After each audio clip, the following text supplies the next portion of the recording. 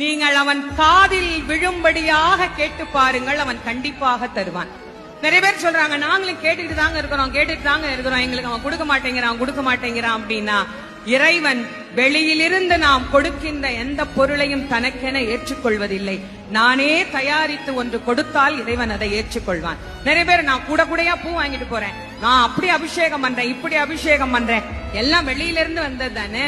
நீங்களா என்ன கொடுத்தீங்க, நீங்களா அவனுக்கு என்ன கொடுத்தீங்க, அவன் கேட்பான்ல நீ என்ன கொடுத்த எனக்கு அப்படின்னு கேட்பீங்கல்ல. இல்ல இதெல்லாம் நான் தான் கொடுத்தேன்னு சொல்றதுக்கு என்ன சாட்சி? நான் காசு கொடுத்தா யார் வேணா கொடுப்பாங்க, தேங்காய் காசு கொடுத்தா வாங்கலாம், பழம் காசு கொடுத்தா வாங்கலாம், சக்கரை பொங்கல் காசு கொடுத்து செய்யலாம், இதெல்லாம் காசு கொடுத்து வர்ற பொருள். நானா உன்னை உருவாக்கி அவனுக்கு கொடுக்கணும், அது என்ன முடியும்? என்ன அவனுக்கு நானா கொடுக்க முடியும்? நானா அவனுக்கு தரக்கூடிய விஷயம் என்று ஒன்று இருந்தால் 2 சொட்டு கண்ணீர், அதை தவிர வேற ஒண்ணுமே கிடையாது. நீங்கள் அவன்